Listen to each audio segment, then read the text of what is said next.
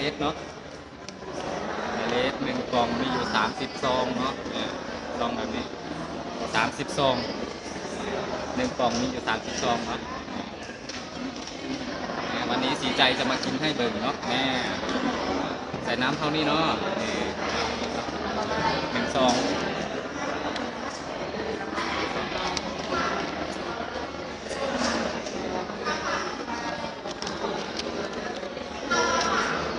หอมเนาะ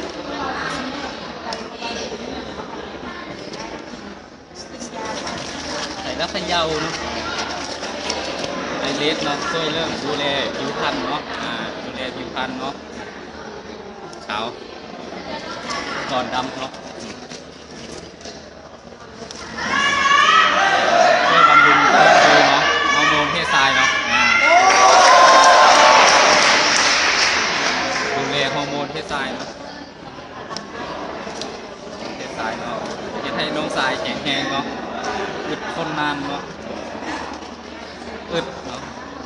อึดขึ้นเนาะลดอาการหลังไวเนาะไอเลสลดอาการหลังไวเนาะคนที่มีปัญหาในเรื่องที่ว่าหลังไวเนาะแฟนอารมณ์ค้างในบอลเนี่ยเอาไอเลสไปกินเลยเนาะไอเลสเลยเนาะบางคนที่ว่าผมมีแฟนมีเมียเนาะก็กินได้เนาะไอเลสมันจะให้คึกขึ้นเพื่อให้เพิ่มความเป็นทรายเนาะบางคนที่ว่ามีบางคนก็มีแบบว่าผู้สาวว่าแบบว่าเป็นกระเทยบอเป็นยังบอลนี่โอ้ยเอาไอเลสไปเลยบางคนที่ว่าแข็งตัวไม่ดีหรือว่าแบบว่าเห็นผู้สาวกายหน้าเนาะยังบกแข็งบอยังเนาะแนะนำไอเลสเลยเนาะไอเลสช่วยได้เนาะไอเลสเนาะไอเลสหนึ่งกล่องเนาะก็มีอยู่30ซองเนาะไอเลสหนึ่งกล่องมี30ซองเนาะบางคนลูกค้าที่ว่าทักมาเนาะว่าไอเลสหนึ่งกล่องมีจักซองเนาะมีอยู่30ซองเนาะวิธีกินก็กินวันละ1-2ซองเนาะต่อวันเนาะกินตอนเช้าแล้วก็ตอนแรงเนาะตอนเช้าประมาณ9 โมงเช้าแล้วก็10 โมงเนาะ10 โมงก่อนนอนเนาะ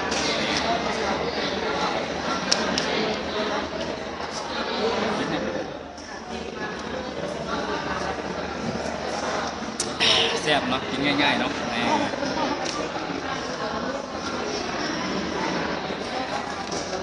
ใจกินเป็นประจำเนาะทุกวันมากินทุกวันเนาะเดี๋ยวผิวก็ขาวนี่โอ้แขนขาวกว่าหน้า